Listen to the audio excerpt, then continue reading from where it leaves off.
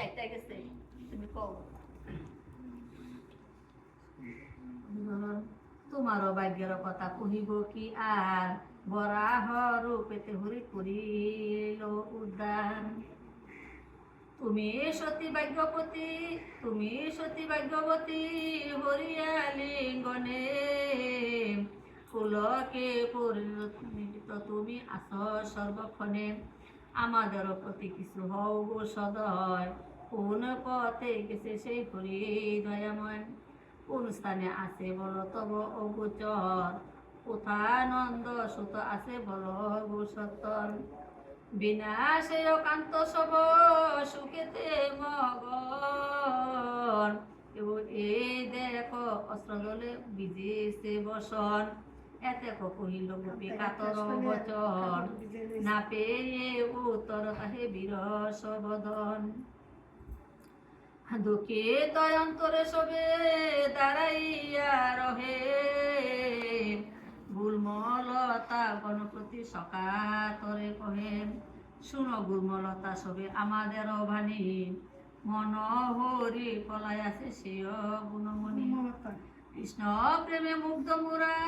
শুনলতা সতী সদয় হইয়া কহ আমাদের প্রতি নন্দ সুত গেল কোন পদ ধরি না কহিও মিথ্যা কথা বলো সত্য করি নারী হয়ে নারী প্রতি কেন বিড়ম্বনা নারী কাটা হচ্ছে ফল গাছ ফুল গাছ কিন্তু নারী জাতীয় তার কাছে কইতেছে বাকারি নারী নারী থেকে আমার তুলে ছলনা করে না সত্য কথা কও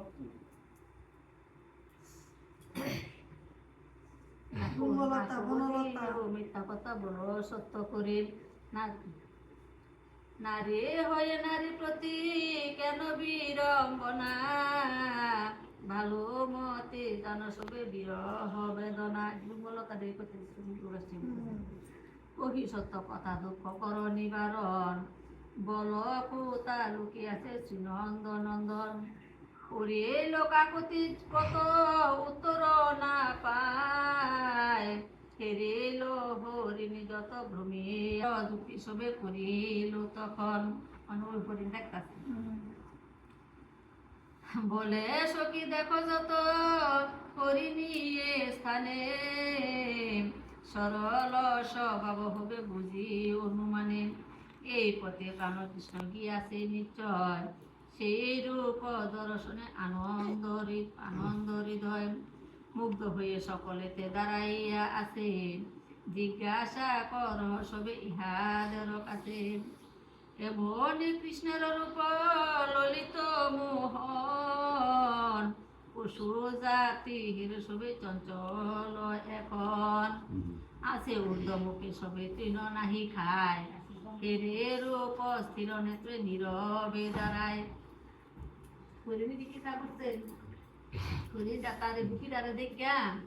তারা গাছ খানা তারা উর্দু মুখে তাকে চাইছেন কি তারা খেরে হন তারা এ করে দেয় হেরে রূপ স্থির নেত্রে নীরবে দাঁড়ায় প্রিয় সখী শুনো কহি আমার বচন এ পথে প্রাণনাথ করেছে গমন কৃষ্ণ রূপে মগ্ন হয়ে যত হরিণী আমাদের মত সবে হয়ে পাগলিনী প্রেমেতে ভগন সবে আনন্দ হৃদয় এই পথে গেছি হরি জানিবে নিশ্চয় আর এক কথা শুধু কর শ্রবণ কান্তা সহ কান্ত গেছে জানিবে কারণ একা নাহি গেছে হরি কহিলাম সার বিশেষ যে নিচে আমি স্বভাব তাহার লম্পট চাতুর সেই কৃষ্ণ গুণমণি অনুভব কর তবে যতে করমণি রমণী সহিত গেছে একা নাহি যায় সে রূপ মৃগী সবে দেখিবারে পায় দেখিয়া যুগল রূপ সকলে মোহিত লক্ষণেতে জানিলাম কর গবিহিত এত কি মৃগী গণে জিজ্ঞাসে তখন দেখো কি এই পথে যশোদানন্দন মানে হরিণার হরিণীতে দাঁড়া দিছে তারা ভাবতেছে তারা দিচ্ছে এই পথ দিয়ে মনে হয় কৃষ্ণ গেছে গেছে আমাদের জিজ্ঞাসা না এতক্ষণ মৃগীগণে জিজ্ঞাসে তখন দেখো কি এই পথে যশোদানন্দন তাদের নিকটে তবে উত্তর না পায় দ্রুত পদে দূরবনে সকলেতে যায় এই রূপে গোপীগণ কিছু দূরে যে উচ্চ এক বৃক্ষতা দেখিলে যে নত হইয়া আছে বৃক্ষ ফলবরে পরস্পর সবে দুঃখে তয়ন্তরে এই পথে প্রাণনাথে পাবে দর্শন তব এ তোর বরসকে জিজ্ঞাসা তখন খ্যাত